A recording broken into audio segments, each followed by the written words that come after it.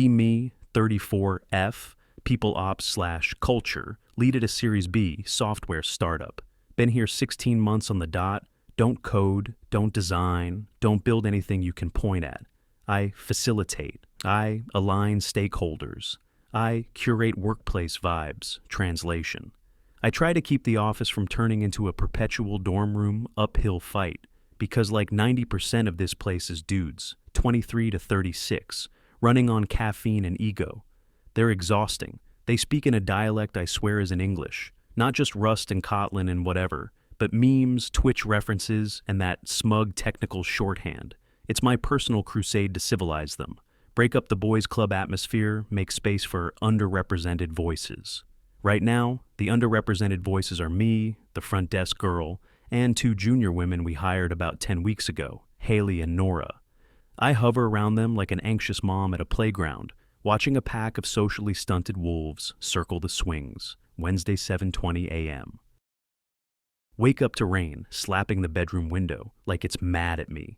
Personally, grab my phone before my eyes are even fully open. Doom scroll X for 15 minutes. Find a thread about the pay gap in tech, instant blood pressure. Spike nothing like a little righteous anger to season. Your morning roll out of bed, already irritated at society. Shower, get dressed in my approachable authority uniform, big blazer that says, I'm in charge but also safe. Thick frame glasses for credibility, combat boots because I'm grounded and not like other HR drive. In. I-93 is a parking lot because the universe hates commuters put on a podcast, so I don't scream into my steering wheel. Host is talking about verbal square footage, how men expand to fill every available second in meetings, like a gas leak. It hits so hard I actually nod along in traffic like a lunatic. Yes, I whisper. They take all the air, get to the office badge, in immediately, get punched in the face by the smell of fancy coffee beans. We have an on-site barista from 8 to 10, because leadership thinks espresso is a substitute for therapy. Barista's name is Kyle. He does latte art, like he's auditioning for a museum, puts some little leaf thing in my oat milk latte. Rough drive? He asks. Same as always, I sigh. Just ready to fight some systemic nonsense today. Kyle smiles politely in that way people do when they don't know what you just said, but want the interaction to end. Take my coffee to my office. Glass walls on 3 sides supposed to represent openness. Actually makes me feel like a goldfish in a corporate aquarium. Sit down, stare out at the engineering pod. It's quiet right now, like the calm before a storm, made of keyboard clacking and unearned confidence. Stand-up is coming, and then the noise starts 10 a.m. Daily stand-up? My personal hell. I don't technically have to be there. It's a status update for people who argue with computers for a living, but I attend anyway, to monitor team dynamics, which is a professional way of saying, I'm taking notes on who talks over who. I stand in the back with my little notebook like I'm observing wildlife. They gather in a loose circle, lead architect. Is this guy named Eric 35 meters tall, bony? Looks like he lives off protein bars, and Spite wears the same faded SpaceX shirt every week, like it's his work uniform. He has that specific developer arrogance where he thinks logic applies to human feelings, doesn't raise his voice, doesn't have to. Everything he says comes out like it's the final answer, key to life. Eric starts going on about a database migration, some blocker, something about the shard. Mapping being wrong. If we don't rework the index, we're going to get latency spikes on the East Coast clusters, he says. Keeps going. So I'm thinking we have to redo the query planner and clean up the old optimizer path. He talks like he's narrating a documentary about his own brain. I glance at my watch. He's been monologuing for like 5 minutes straight. Nobody stops him. The junior guys just nod, like dashboard bobbleheads. Nora, one of the new women, looks lost. I can see the question forming on her face. She opens her mouth a little, like she's about to speak. Eric doesn't even register her existence. He keeps rolling right over the moment, like it's a speed bump. So yeah. I'll spend the rest of today ripping out the legacy layer, he finishes. Nora closes her mouth, physically shrinks back into the circle. I feel my jaw tighten. My blood is hot. It's so obvious he steamrolled her without even noticing. That's the part that makes it worse. The casual exclusion, the unconscious entitlement meeting wraps up. I tally it in my head. Eric talked for like 13 minutes. Total. Everyone else combined, maybe got 6, Nora got 0. Haley said like 2 words about a ticket and apologized for saying them. I walk back to my glass fishbowl office boots thudding on polished concrete. I'm not shaking from fear, I'm shaking from purpose. This ends today. Sit down at my desk, open a new doc, start typing a title, Proposal for Equitable Communication, Standards in Live Meetings, stare at it too, Corporate 2, Soft, delete type a new one. Project Megaphone, subtitle in my head, giving voice to the people who keep getting talked over. Perfect spend the next 4 hours drafting, like I'm writing the Constitution. Pull up my observation notes, turn them into charts, categorize speaking time by gender and seniority. It looks awful on paper, like comically awful, 3 men eat almost all the airtime. Write an exec summary. If we want an inclusive environment, we have to disrupt the default hierarchy of who gets to take up space. Time is a shared resource, not private property for the loudest person in the room. Outline my solution, strict time limits and equity timer displayed during meetings. Senior staff capped at 6 minutes per hour, juniors and women not capped mandatory yielding rules, and a penalty system. If a man interrupts a woman, he loses 1 minute from his allotment. It's aggressive, it's punitive, it's basically shock therapy for a sick culture, but I'm convinced it's necessary. 2 p.m. CEO meeting. CEO is a guy named Mark, 47, harmless, nice guy energy. He wants everyone smiling while they ship features so he can get acquired and disappear into a cabin somewhere. I don't schedule anything. I just walk straight into his office, no appointment, no hesitation. Mark, we have a problem, I say. He looks up from his phone like I just kicked his dog. Oh, hey, is the espresso machine broken again? No, I say. It's the culture. It's rotting from the inside out. I drop my printed proposal on his desk like a court summons. He picks it up, reads the title Project Megaphone. I lean forward. We're losing talent. I tell him, Haley and Nora feel completely shut out. I talk to them. They don't think they can contribute because the seniors, especially Eric, suck all the oxygen out of every room. Mark's face tightens like I just farted in church. Eric, he's just passionate, he says. He carries a lot of the weight around here. Passionate is what people call it when a guy never shuts up. No, I say, he's a gatekeeper. I say it slow so it lands. He weaponizes jargon. He talks in acronyms and diagrams to intimidate people who aren't in his little priesthood. He monologues to establish dominance. Mark blinks at me like I'm speaking Martian. I lean in. If we don't address it, we're flirting with a hostile workplace situation. Drop the big scary L word on purpose. Lawsuit. Mark goes visibly pale, like color drains out of him. Okay, let's not go off the rails here, he says. He holds up both hands like I'm a raccoon he found in the kitchen. What do you want to do? We implement the timer, I say. Pilot run. 2 weeks. If morale doesn't improve, we kill it and pretend this never happened. But I need you fully behind it. No carve-outs. No, except for Eric, because he's special. Mark rubs his temples. The universal sign for, why did I start a company? We've got that kestrel audit next month, he says, for like the 10th time this week. The German client. They're intense. I nod, like I've been waiting for that. A structured meeting culture will impress them, I tell him. It signals discipline. It signals precision. Mark exhales through his nose, the sound of a man surrendering. Fine, he says. Announce it tomorrow. But if our velocity drops, that's on you. Velocity is a vibe, I say, smiling. Collaboration is the actual reality. He does not smile back. Thursday, 9 a.m. All hands, I get there early and set the room up, like I'm staging a small coup. I bought a giant red LED gym timer online, one of those obnoxious ones you can see from space. Mounted it on the wall, right next to the projector. It glows like a warning sign. People file in, holding coffee and making stupid jokes, laughing like nothing bad has ever happened to them. Eric takes his usual spot in the back row, hoodie up laptop, open already half in another world. I grab the mic. Morning team. Today is the start of a new era for, I say, and I finally use the company name because this is theater. Brightforge click to my first slide. Big bold letters, meeting time. Equity initiative. I explain the system. The equity timer, senior staff capped at 6 minutes per hour. Junior staff, uncapped, women, uncapped, mandatory yielding interruption, penalty. If a guy cuts off a woman, he loses 90 seconds from his allotment. I watch the room process it. Confusion spreads like a slow wave. Brows knit, little whispers start bouncing around.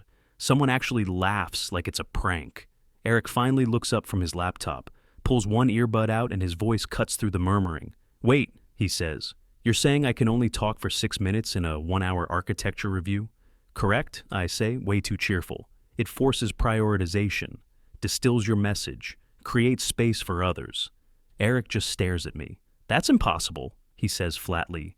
I can't explain a distributed system in 6 minutes? It takes 10 just to draw the diagram. Then maybe you shouldn't be the only person explaining it, I fire back. I point without even thinking. Maybe you empower Haley to walk the team through it. Eric's eyes flick over to Haley. Haley looks like her soul just left her body and is looking for an exit. Eric goes, and Haley started like 2 months ago. She doesn't know the legacy codebase yet, and she never will if you keep dominating every conversation, I say. My voice has that HR edge, the one that means I'm smiling, but I'm not playing "this is happening, Eric." It's not a suggestion. It's policy. Eric holds my gaze for a long, uncomfortable beat. Then he shrugs like he's bored. Okay, he says, policy is policy. And he immediately goes back to his laptop. Earbuds back in, dismisses me like I'm a pop-up ad. I feel this rush in my chest anyway, like I just want a duel. I stood up to the king, mansplainer. Week 1 is weird. I show up to every major meeting, like a hall monitor, clipboard, stopwatch, the timer, glowing on the wall like a god. You can't argue with Monday planning meeting. Eric starts outlining the sprint, talking about dependencies. We need to lock the schema change before we roll the cache invalidation. I watch the seconds tick down, 5, 45, 50. I raise my hand, 10 seconds, Eric. He stops mid-thought like someone hit. Pause on him. Timer screams at 6 o'clock. Beep, beep, beep, time. I say, who wants to pick up where Eric left off? Silence 15. Developers stare at the conference table like it's going to give them answers. Finally, a senior back-end guy, Trevor, lifts his hand. I can finish what he was saying, Trevor offers. No, I say immediately. You're also senior. You have your own allocation. Let's hear from Nora. Nora physically flinches. She says, I think he was talking about the database stuff. Good, I say, way too encouraging. Keep going. She swallows. I don't know which table he meant, she whispers. Eric is leaned back in his chair, hands behind his head, staring at the ceiling like he's on a beach, completely relaxed, doesn't jump in, doesn't save her. I force my smile. That's okay, I say. Then I turn to Eric. Eric, yes or no question. Is it the accounts table? Eric points at the wall timer. Without even sitting up, he mouths. Exaggeratedly out of time, I feel heat rise into my face. You can answer a direct question, I snap. Eric finally sits forward a little. Oh, he says, no, it's not the accounts table. Then which one? I press. Eric spreads his hands. That would require an explanation, he says. And I don't have time for that. The meeting just dies like someone unplugged it. People shift in their seats. No one wants to talk. No one wants to be the next person drowning in front of everyone. We end 20 minutes early. Nothing gets decided, no plan, no ownership, just vibes and panic. I send my recap email anyway because I'm committed to the bit. Great session today, team. We identified knowledge gaps. This is what growth feels like. I even add a little smiley face like a psycho. Week 2, the silence spreads. This office used to be loud in a stupid way. Arguments about Marvel timelines, Star Wars versus Star Trek tabs, versus spaces, people yelling across pods about bugs. Now it's dead quiet. Everyone communicates through Slack like it's a hostage negotiation. I walk past Eric's desk and see him hammering out a wall of text paragraph after paragraph in some channel. It looks like he's writing a novel inside a chat box. I stop. Eric, I say, we want to encourage verbal communication too. Don't hide behind the screen. He turns slowly, pulls one earbud out. I'm documenting, he says, since I can't speak, writing everything down, creating a paper trail. He pauses, then adds with this tiny smirk, "Isn't that what HR loves?" I can't really argue with documentation. It's literally my thing. "Good," I say. Trying not to show it, hit me. "Keep it up."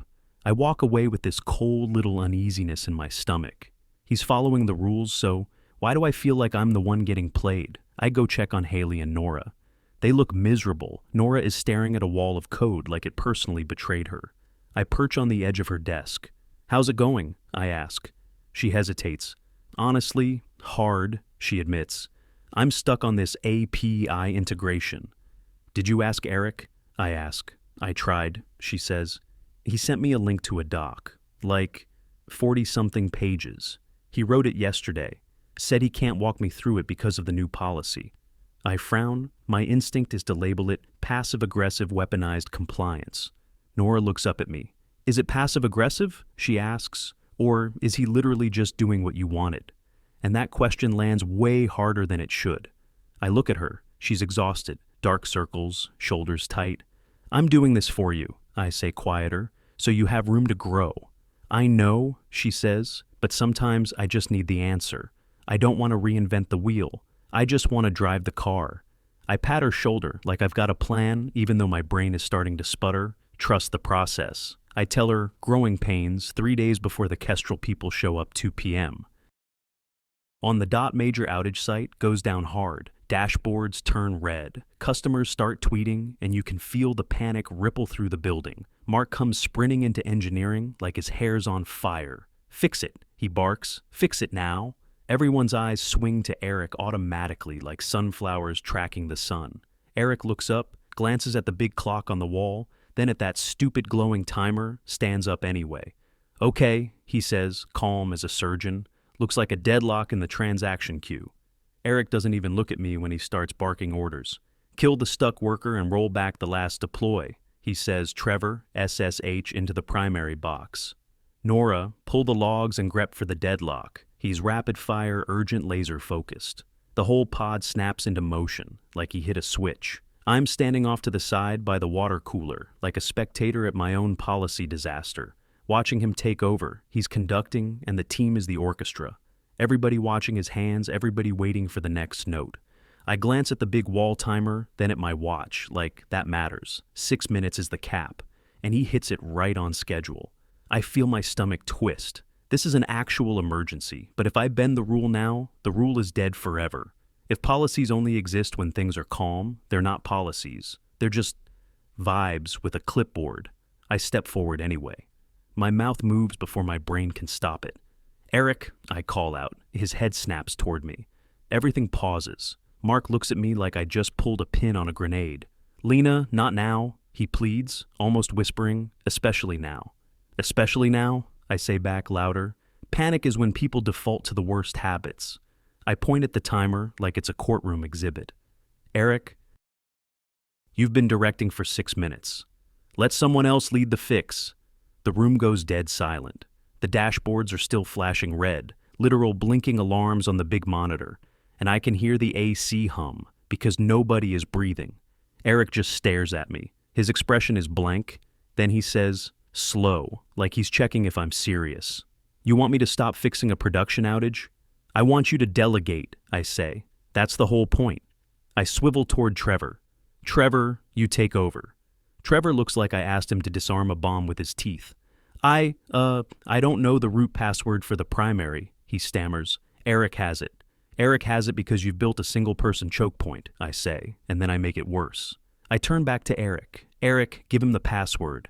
Eric's mouth curls into this calm little smile, not friendly, not amused, just controlled. It makes my skin crawl. "I can't," he says. "It's long." "It would take me at least 30 seconds to say it clearly." He taps the timer with one finger. "And I'm capped," Mark blurts out, desperate. "Just write it down." Eric doesn't even blink. "Security policy says passwords don't get written down," he replies. "Employee handbook, page 39. Then he looks straight at me. "Right, Lena?" I freeze because he's not bluffing. That is my policy. I wrote it after some intern taped a sticky note under a keyboard. Last year my own words are now a weapon pointed at my face. Just say it," I snap, voice cracking. I can't, Eric says, still calm. I respect the equity timer. Then he sits down, folds his hands like he's waiting for a dentist appointment. Mark's face goes red so fast it's scary. He looks at me like pure hatred distilled into human form. Say the goddamn password, Mark screams at Eric. Eric sighs like he's burdened by children. Okay, he says. It's correct. Horse, battery, staple, pause. Wait. No, that was the old one. He squints like he's thinking really hard. He's wasting time on purpose and everyone knows it. The site stays down. Minutes drag. Customers keep tweeting. Slack fills up with "Pierrod down" messages. 10 more minutes of bleeding. Trevor ends up guessing it from a pattern they finally get in. They kill the stuck process. They roll back the graphs, crawl back toward green. It comes back up, but it's not a win. It's a survival. Later, Mark pulls me into his office so fast, I barely have time to breathe. He shuts the door like he's afraid the building will hear him. His hands are shaking, his whole body looks like it's buzzing. You almost cost us everything, he whispers. Everything. I'm trembling too, but I keep my chin up like I'm in a war movie. I upheld the standard. I say, Eric held us hostage. He proved my point. He made himself a single point of failure. Mark slams a palm on his desk. He is the lead architect. He yells. He is supposed to be the single point of failure. That's why we pay him. I swallow. That's a structural weakness, I insist. It's fragile leadership. Mark points at the door without even looking. Get out, he says. Just get out. I leave. I walk out to the parking garage on autopilot, sit in my car, and I cry so hard my face hurts 10 minutes straight. Mascara everywhere. Then I do what I always do. When reality doesn't validate me, I post about it. When mediocrity gets threatened by equity, it lashes out. Stay strong, ladies. Hashtag workplace. Hashtag women in tech. Hashtag corporate hell. I get like 70 likes. It weirdly helps. I tell myself I'm the hero. Here I tell myself this is what resistance looks like. Friday morning, kestrel delegation arrives. Germans in nice coats and sharper expressions. They're here to sign off on the integration. If they approve, it's a $6.4 million contract. If they walk, we start missing payroll in like 7 weeks, no pressure, their lead is doctor. Keller, late 60s silver hair suit that probably has its own insurance policy.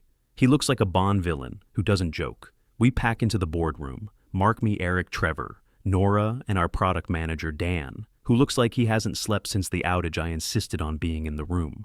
To facilitate, Mark didn't have the energy to fight me anymore. Mahogany table glass walls, city skyline outside like a postcard. I place the red timer in the center of the table. It's squat and glowing, looks like a prop from a bomb squad movie. Dr. Keller stares at it, raises one eyebrow. What is this device? He asks. Thick accent. Very precise English.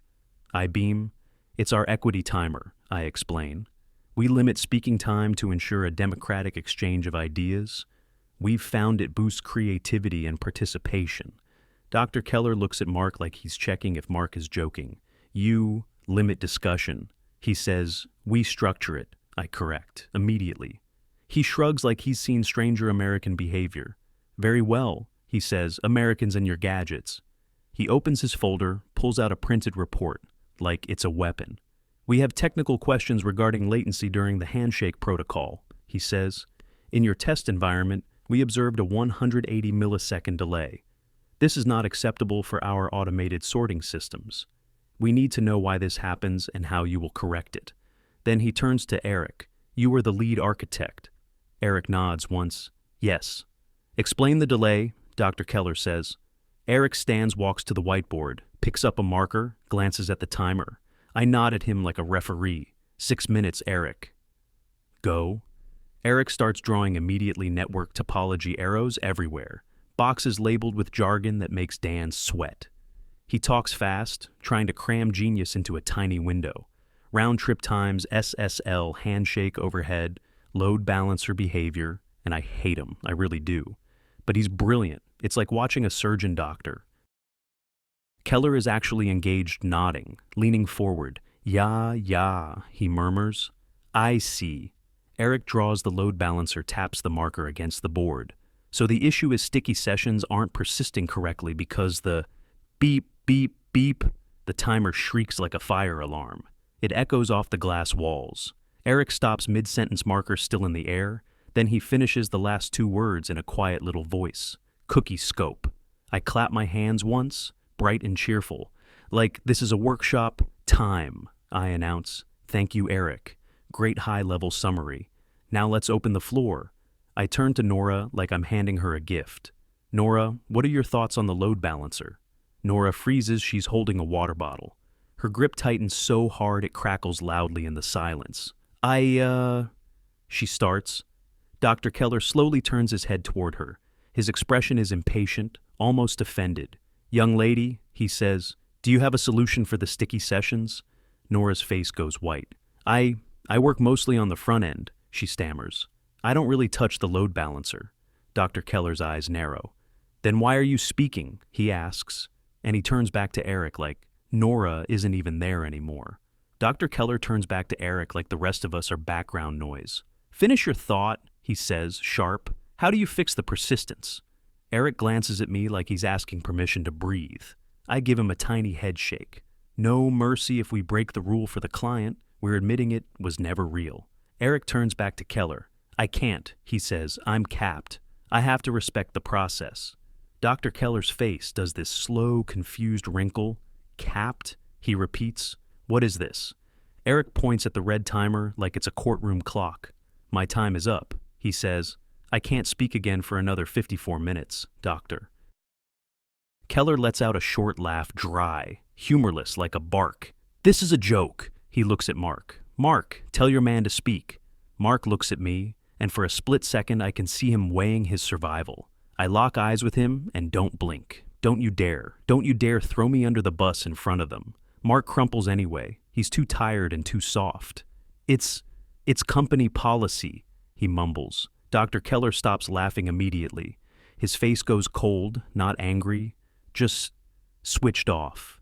You have a policy, he says slowly, that prevents your expert from answering my questions. I jump in because I can feel the room sliding away. It promotes inclusion, I say, and my voice sounds thinner than I wanted. We want to hear from the whole team, not just one person. Dr. Keller nods once like he's filing that under insane American behavior. I see. He leans forward and clasps his hands. Then he locks eyes with me, hard, very well. If you have silenced the architect, you must be prepared to take his place. My stomach drops straight through the floor. Cold adrenaline crawls up my neck. Excuse me? Dr. Keller doesn't react. He just points at the whiteboard with laser focus. The question stands, he says, the handshake latency. And also, how do you resolve a deadlock if the primary node fails? Silence, real silence, the kind that squeezes your throat.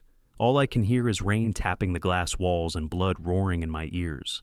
I look at Mark. He's staring at his shoes like they're the most fascinating object in the universe, refuses to meet my eyes.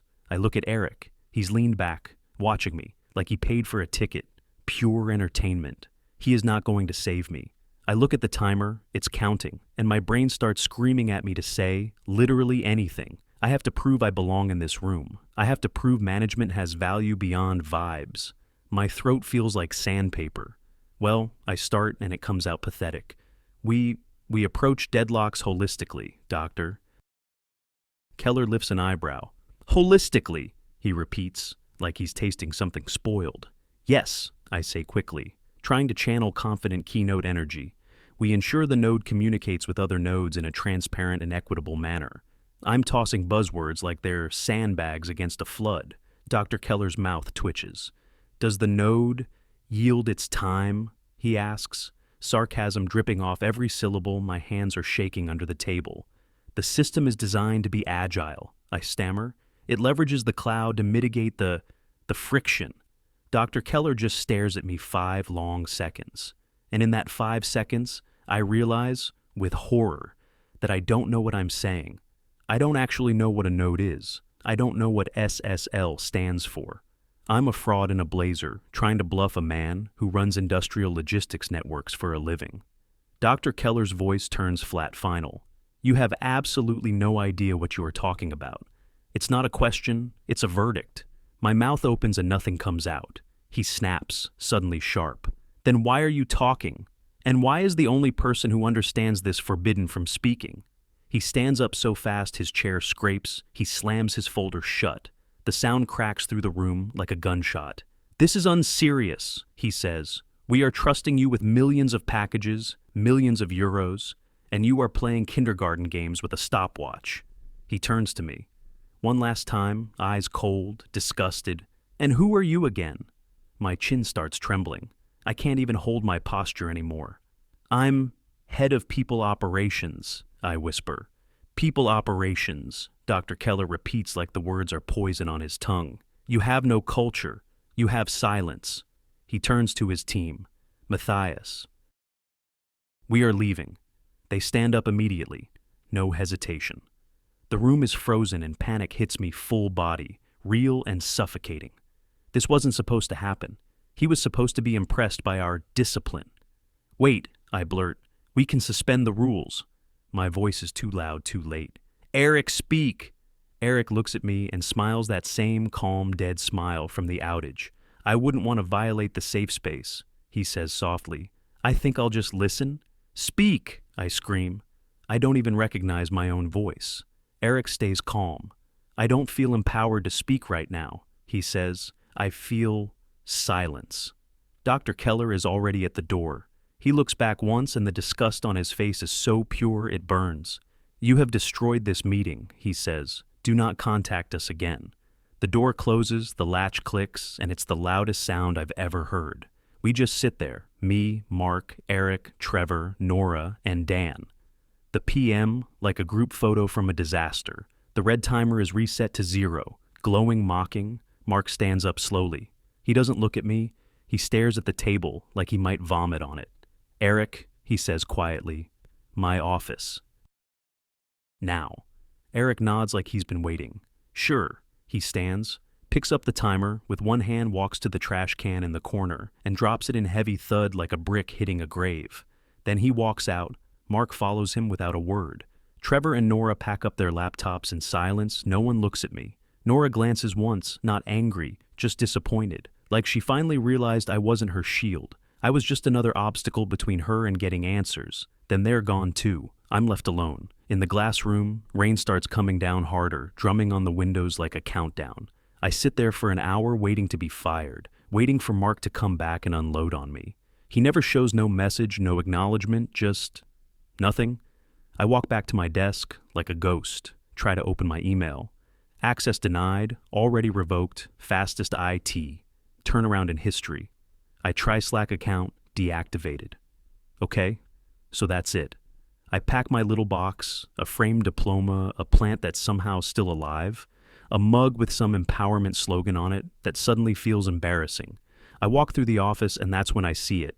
Eric is literally standing on a desk, actually on top of the desk, like a battlefield commander shouting over the whole pod, forget the refactor, we're hot fixing. Trevor, revert the comet.